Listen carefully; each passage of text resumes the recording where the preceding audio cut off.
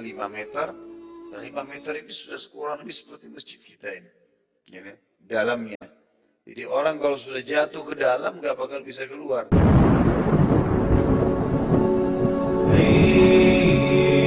نرفع الرايات سوف يعلمون لن يطول البعد عن نصر ولن نرضى بغير النور في الليل هدى لن ننطفي أبدا لن ننتهي أملا إنا كبرق في السماء جاء ملتهبا فإذا البرق شمسا. Pasukan Ahzab tiba pada saat itu. 10.000 orang semuanya berkuda. Termasuk tadi ada beberapa orang Quraisy yang hampir berjalan kaki difasilitasi oleh Yahudi dengan kuda. Ya.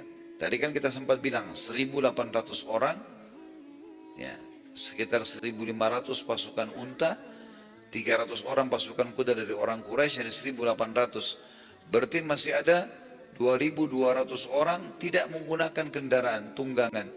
Maka orang Yahudi mensupport dengan kuda-kuda. Sehingga orang-orang Quraisy pun 4.000 semuanya berkuda. Ghatafan semua berkuda, Sulaim semua berkuda. Semuanya berkuda, termasuk orang-orang Yahudi. 10.000 orang pasukan kuda, dan ini pasukan sangat kuat kalau 10.000 orang semuanya berkuda.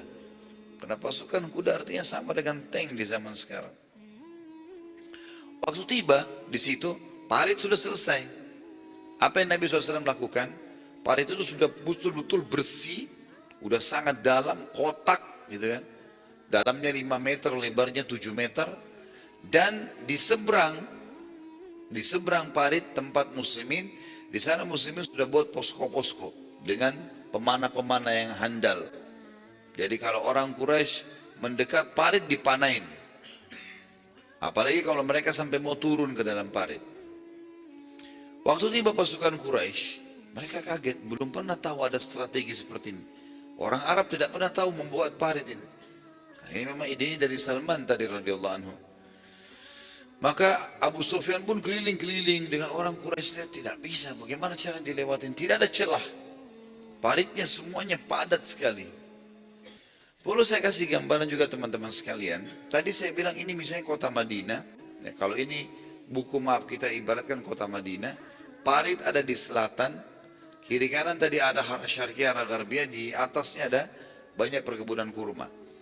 Di pojok sini, di pojok sekali dekat ya, di daerah timurnya Madinah, itu bentengnya suku Quraidah.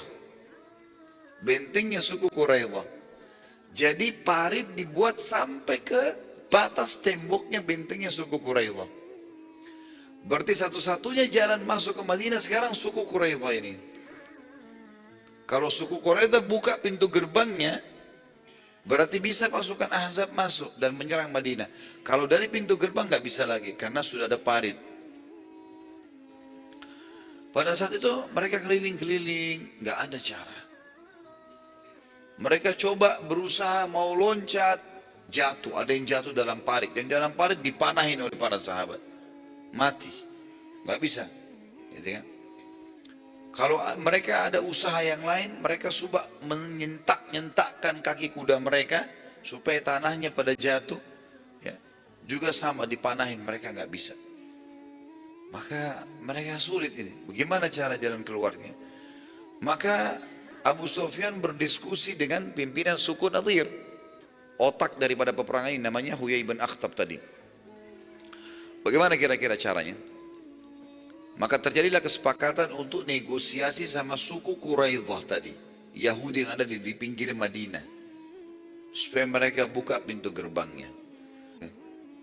Huyai terus saja motivasi sampai akhirnya Ka'ab tergoda. Pada saat itu akhirnya terjadi kesepakatan, baiklah kalau begitu.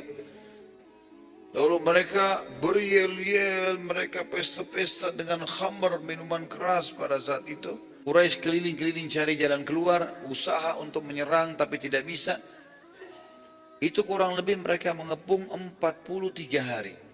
Riwayat lain sekitar 45 hari mengepung kota Madinah, parit. Kurang lebih mungkin di hari 17-nya, di hari ke-17 dari pengepungan orang-orang Quraisy ini, ada 5 orang kesatria mereka yang berhasil mencari ide, ya. Mereka dengan cara diam-diam di waktu malam, mereka coba di waktu malam, sahabat mengintai. Ada di antara mereka yang coba menepuk-nepukkan kaki kudanya, sehingga kaki kuda itu menjatuhkan tanah, terus begitu mundur, jatuhkan tanah. Jadi masuk ke dalam parit. Tujuannya adalah coba menutup parit, tapi mereka sempat dipanahin oleh para sahabat dan mereka berhenti akhirnya.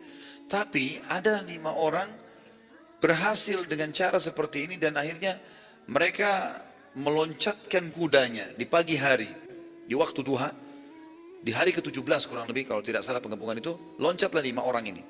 Yang pertama, dan ini 5 kesatria Quraisy, semua dari Quraisy, enggak ada dari suku lain. Yang pertama Amr bin Wud. Amr bin Wud ini termasuk kesatria terkuatnya Quraisy. Ya. Umurnya sudah 80 tahun pada saat itu, tapi fisiknya sangat kekar. Selalu kalau duel menang gitu, terkenal sekali. Dan dia termasuk orang kaya, dia memiliki kuda terbaik di Jazirah Arab. Dia juga memiliki baju perang dan pedang yang sangat bagus dan perisainya terkenal sangat mahal. Yang kedua Ikrimah bin Abi Jahal, kemudian Hubairah bin Abi Wahab, Hubairah bin Abi Wahab, kemudian Zirar bin Khattab, Zirar bin Akhtab, dan yang terakhir Naufal bin Abdullah bin Muawiyah. 5 orang ini teman-teman sekalian berhasil loncat 7 meter, parit diloncati, berhasil. Dan begitu mereka loncat gitu kan, karena mereka tiba-tiba meloncat gitu. Dan kalau tidak salah juga ada beberapa athar yang menyebutkan Quraisy sepakat pada saat itu sibuk memanah ke arah muslimin, sehingga muslimin di sebelah parit itu sibuk menangkis itu atau membalas panah. Dan 5 orang ini loncat dari satu sisi yang tidak ada peperangan itu. Loloslah mereka.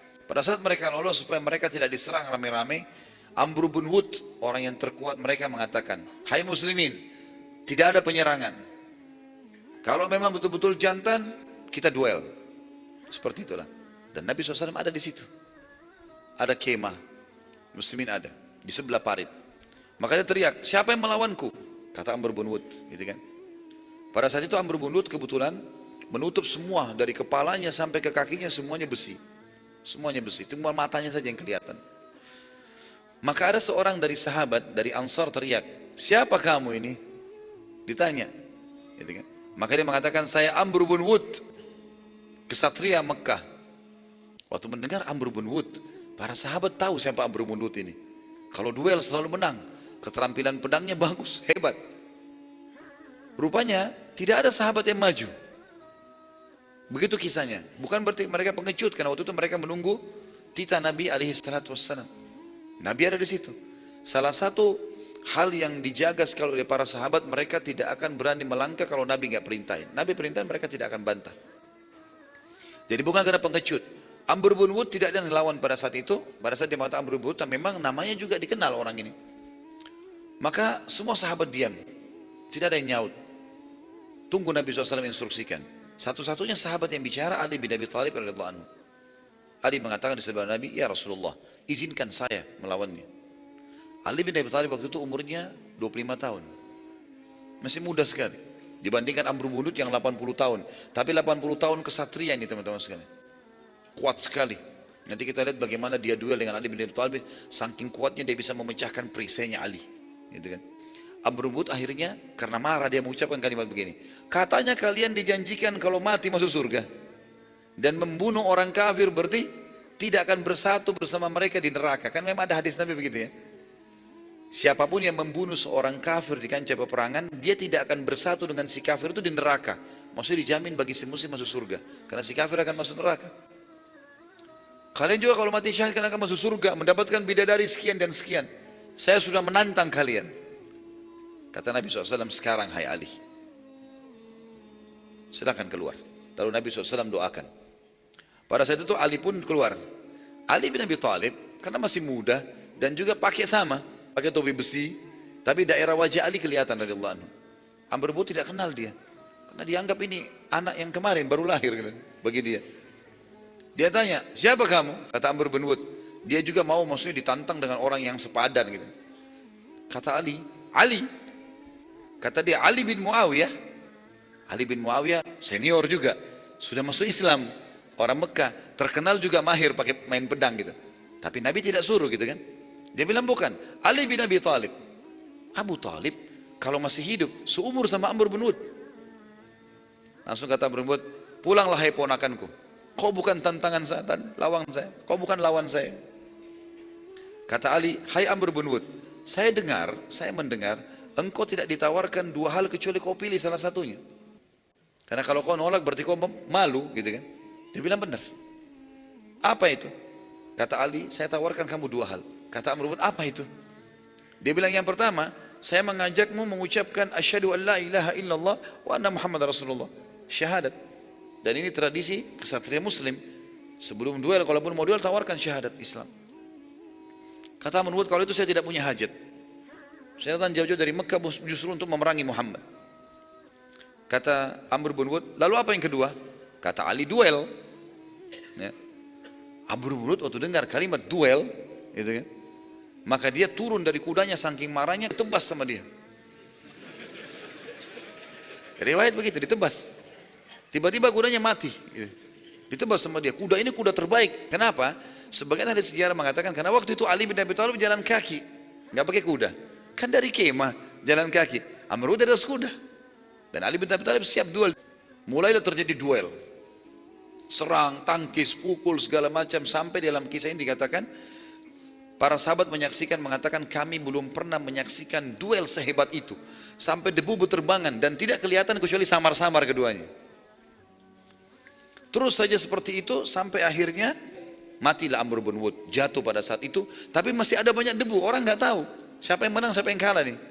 Sampai dalam riwayat ini dikatakan, maka Nabi SAW pun bertakbir Allahu Akbar melihat Ali bin Abi Thalib keluar dari debu itu. Tak lama kemudian debu itu sudah hilang, terlihatlah Amr bin Wud jatuh di situ. Melihat Amr bin Wud dikalahkan oleh Ali bin Abi Thalib, teman-teman sekalian, yang mereka anggap orang ini paling hebat sekali. Tiba-tiba mereka semua melarikan diri. 3 orang berhasil melarikan diri. Yang melarikan diri itu adalah semua.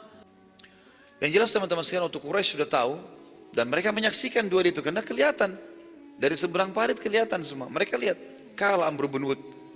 Suatu hari teman-teman sekalian, pasukan musuh sepakat menyerang dengan cara apapun. Sudah hari ke-40. Waktu itu sudah jenuh pasukan musuh, maka Abu Sufyan mengatakan kita harus serang. Nggak bisa lagi kita diam. Dengan cara apapun. Maka mereka lalu menyerang dengan secara massal dari seluruh penjuru parit. Tanpa henti, anak panah dilemparkan. Mereka lakukan adalah lempar anak panah dari belakang pasukan. Sekian ribu orang pemanah melempar ke arah muslimin. Sekian ribu. Dan anak panah teman-teman kalau lagi dilempar, cara perang itu harus kita nangkis dulu. Nggak bisa anak panah kemudian tiba-tiba kita juga memanah, akan kena. Maka harus nangkis. Dan cara menangkisnya yang paling aman adalah orang-orang duduk sambil pegang perisai. Sehingga anak panah itu tidak kena. Lalu Nabi SAW setelah itu berdoa di malam itu juga. Setelah sholat maghrib, para sahabat mendengarkan beliau mengatakan, Ya Allah, tutupilah rasa khawatir dan aurat kami. Orang Arab biasa membahasakan aurat ini adalah diri, keluarga, dan harta. Zat yang mampu mengalahkan pasukan sebanyak dan sekuat apapun, porak-porandakanlah mereka. Dan doa Nabi SAW diijabah oleh Nabi, oleh Allah Subhanahu Wa Taala. Dan ini juga pelajaran teman-teman. Lihat ya, bagaimana Allah Subhanahu Wa Taala menjawab ijabah doa hamba-hambanya. Tadi Nabi sudah berdoa ya, porak-porandakan ya Allah. Lihat bagaimana jawaban doanya Nabi, ya, yang Allah kasih. Ada satu pimpinan Quraisy namanya Naim ibn Mas'ud. Naim bin Mas'ud ini teman-teman seperti dutanya Quraisy, duta. Ada di pasukan Ahzab. Keluar dari Mekah, bencinya sama Islam luar biasa. Tiba-tiba masuk Islam. Nggak ada angin, nggak ada apa ini. Sudah 40 hari, ini malam, hari ke-40 di malam harinya. Gitu kan. Begitu datang, langsung tidak pakai bicara. Hai Muhammad, saya mau masuk Islam. Syahadat. Asyhadu an la ilaha illallah wa anna Rasulullah. Ya Rasulullah, tidak ada satupun musuh ini di depan yang tahu tentang keislamanku. Maka perintahkan apa saja, saya akan lakukan. Kata Nabi SAW, wahai Naim, kau hanya sendiri, satu orang. Apa yang bisa kau lakukan? Bila engkau mampu memecah belahkan mereka, lakukanlah. Maka kata Naim, aku akan melakukan ya Rasulullah. Nabi SAW merasa sepertinya Naim berhasil mengacaukan pasukan musuh karena melihat pada saat itu. Tidak ada serangan hari itu, tidak ada, kosong. Maka beliau SAW ingin mengetahui berita di hari Jumat malam itu. Apa perkembangannya ini? Maka beliau berkata kepada para sahabat waktu itu, siapa yang akan ke musuh dan mendatangkan berita kepada kami, sehingga kami mengetahui perkembangan dan baginya surga. Sekalian, tidak ada satupun sahabat yang mau berdiri. Saat tidak ada seorang pun yang berdiri, maka Nabi SAW jalan di antara sahabat, gelap, malam kan? Dan supaya musuh tidak tahu jumlah muslimin, tidak ada obor.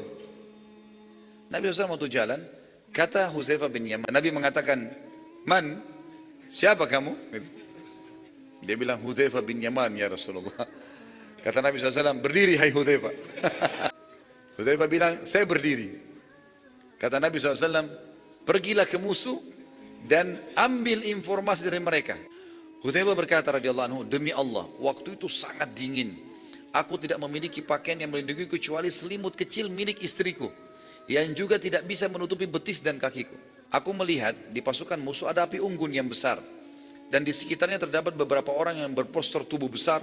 Mereka lagi kumpul, sedang menghangatkan tubuh dengan api tersebut. Sampai akhirnya orang-orang semua pada berkumpul. Dan sebelum berkumpul, akulah orang pertama yang tiba di situ dan ada beberapa orang Quraisy.